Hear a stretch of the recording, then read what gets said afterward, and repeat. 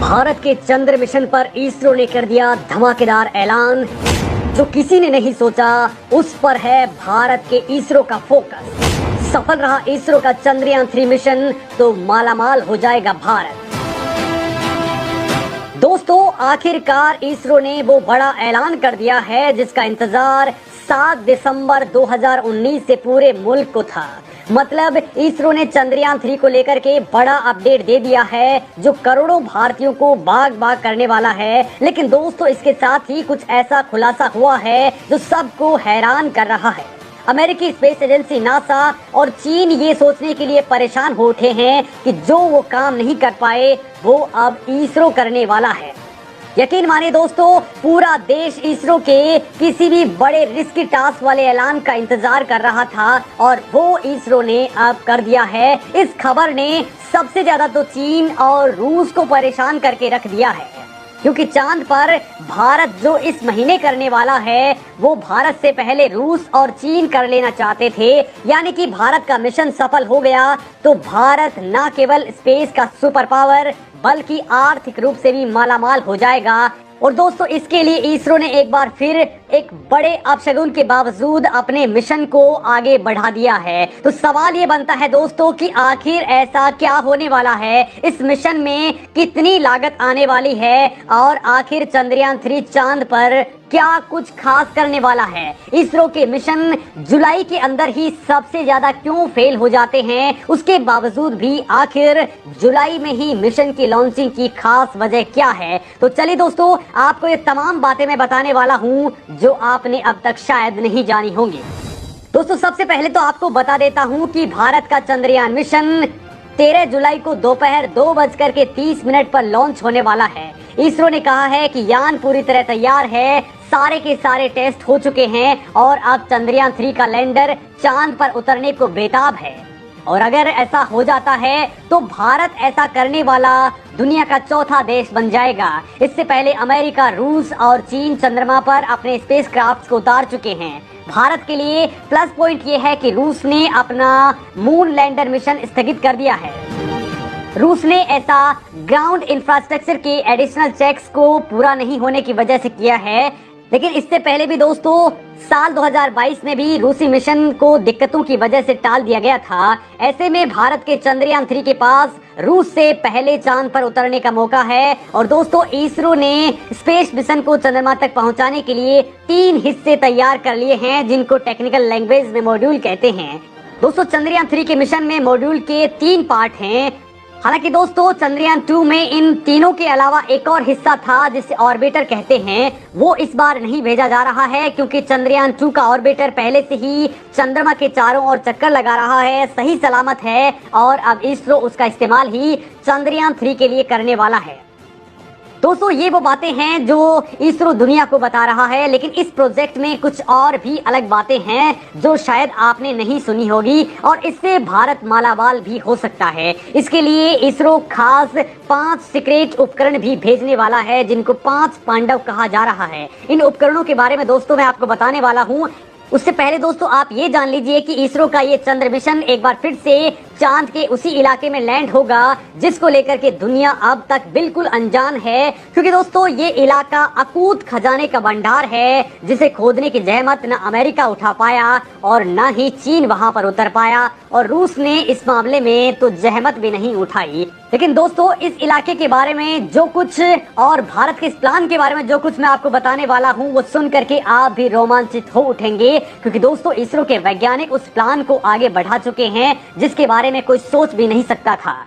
दोस्तों इसरो ने अपने पहले मिशन यानी चंद्रयान मिशन के जरिए चांद पर पानी खोज लिया था। उसके बाद दूसरे मिशन में ऑर्बिटर ने हीलियम 3 और सोलर विंड्स पर बड़े संकेत दे दिए थे और अब चंद्रयान 3 चंद्रमा को इलेक्ट्रिक हाउस यानी कि पावर हाउस बनाने वाला है जो चंद्रमा का 54% हिस्सा रोशन कर देगा। और अगर हम वहां से धरती पर बिजली लाने में कामयाब हो गए तो ये दुनिया के लिए किसी वरदान से कम नहीं होगा। बड़ी बात तो ये है कि ये बिजली हमें 10 से 20 पैसे प्रति यूनिट के हिसाब से मिल जाएगी।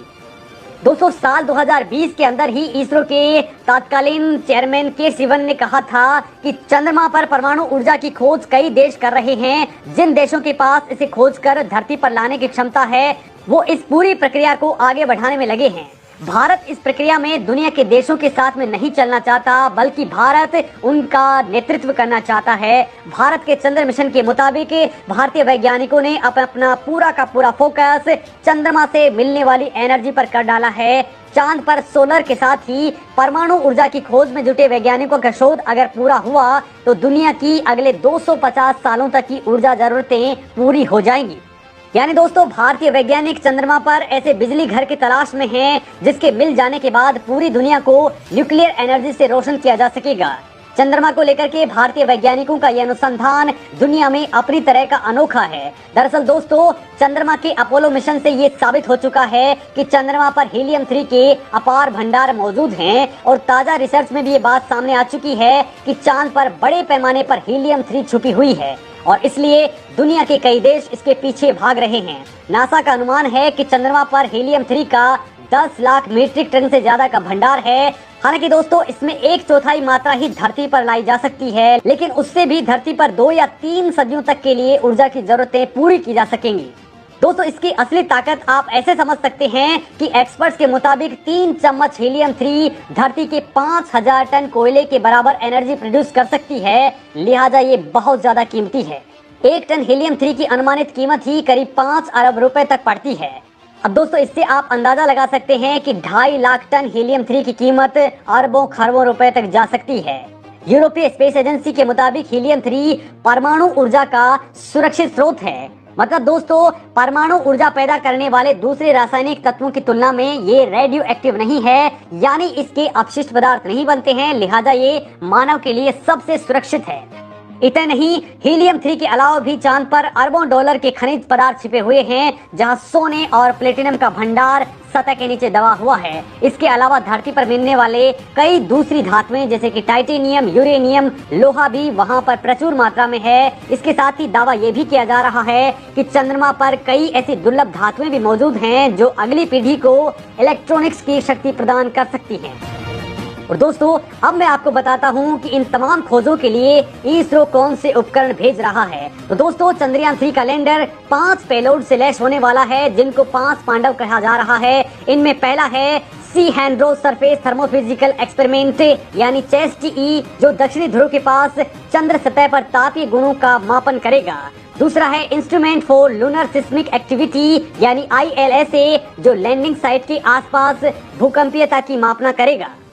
तीसरा है लैंगमुई प्रोब, जो प्लाज्मा घनत्व का अनुमान लगाएगा। तो वहीं चौथा है लेजर रिट्रो रिफ्लेक्टर एरे, जो चंद्रमा की गतिशीलता को समझने में मदद करेगा। तो वहीं पांचवा है moon bound hyper sensitive ionosphere and atmosphere, जो चांद के वातावरण की स्टडी करेगा। और दोस्तों, इसरो ने इस बार कुछ ऐसा किया है कि किसी भी सूरत में चंद्रयान 3 का लैंडर लैंड करके ही रहेगा और इसरो का मकसद भी है इसे सुरक्षित लैंड करवाना। इसके लिए इसरो ने बहुत नई तकनीक डेवलप की है। इस बार नए उपकरणों, बेहतर एल्गोरिदम और फेलर मोड पर फुल फोकस किया गया है। इस स्पेसक्राफ्ट के ज्यादातर प्रोग्राम्स पहले से ही ऑटोमेटिक हैं, यानी आर्टिफिशियल इंटेलिजेंस से लैस हैं। सैकड़ों सेंसर्स लगे हैं जो इसकी लैंडिंग और दूसरे कामों में इसकी मदद करने वाले हैं। दोस्तों, चंद्रयान 3 के लैंडर में लेजर डॉपलर वेलोसिमीटर यानी LDV लगाया गया है, जो इसकी लैंडिंग को बहुत ज्यादा आसान बना देगा। हालांकि दोस्तों, इसी बीच एक बात सबको खटक रही है और वो ये कि जुलाई और अगस्त का महीना हमेशा से ही इसरो के लिए अपशगुन वाला रहा है। तो आखिर इसे ही इसरो ने क्यों चुना है? क्योंकि इसी दौरान सक्सेस रेट बहुत ही कम रहती है। इसरो ने 1975 से लेकर के अब तक जुलाई महीने में 11 लॉन्चिंग की हैं, तो अगस्त में 8 लॉन्चिंग की हैं, लेकिन इन दोनों ही महीने में 3 लॉन्चिंग बिल्कुल फेल हो चुकी हैं। इसरो को जनवरी, फरवरी, मई, अक्टूबर और नवंबर में लॉन्चिंग करने पर 100% सफलता हासिल हुई है, तो वहीं मार्च, अप्रैल, जून, सितंबर और दिसंबर में इसरो को करीब 90% सक्सेस गेन हुई है। लेकिन दोस्तों, इन तमाम बातों के बीच इसरो एक बार फिर से चंद्रयान 3 को 13 जुलाई को ही लॉन्च करने जा रहा है। हालांकि दोस्तों, जुलाई के अपशगुन का कोई वैज्ञानिक आधार नहीं है, लेकिन ये इसरो के लिए कभी भी ठीक नहीं रहा, क्योंकि आज से 13 साल पहले यानी 13 जुलाई 1988 को इसरो ने SROSS की लॉन्चिंग की थी, जो फेल हो गई थी, और भारत का चंद्रयान 2 भी जुलाई के अंदर ही लॉन्च किया गया था, जो पूरी तरह से कामयाब नहीं रहा। लेकिन दोस्तों, इसरो एक बार फिर से वही रिस्क ले लेना चाहता है। इस मामले में इसरो चीफ एस सोमनाथ ने कहा है कि हमने चंद्रयान 2 में बहुत सारी गलतियां कर डाली थी, लेकिन इस बार हमने उन गलतियों को बिल्कुल ठीक कर लिया है और उनसे सीख ले ली है। चंद्रयान 3 मिशन में दोस्तों काफी सारा पैसा लगा है। मीडिया रिपोर्ट्स की अगर हम माने तो इस प्रोजेक्ट का पूरा खर्च 1000 करोड़ के पार का है। इसमें चंद्रयान 3 करीब 615 करोड़ रुपए में तैयार हुआ है। इसके लैंडर, रोवर और प्रपल्सन मॉड्यूल्स पर करीब 250 करोड़ रुपए खर्च किए गए हैं। इस यान की लॉन्चिंग में ही करीब 365 करोड़ रुपए खर्च होने की उम्मीद है। अगर इसे चंद्रयान 2 से कंपेयर करें तो इसकी लागत थोड़ी सी ज्यादा है। चंद्रयान 2 पर 978 करोड़ रुपए खर्च किए गए थे। उसमें इसरो ने यान और अंतरिक्ष मिशन पर 603 करोड़ रुपए लगाए थे, जबकि 375 करोड़ रुपए इसकी लॉन्चिंग की लागत आई थी। हालांकि दोस्तों, लागत की बात करें तो इसरो इस मामले में दुनिया का बेताज बादशाह है।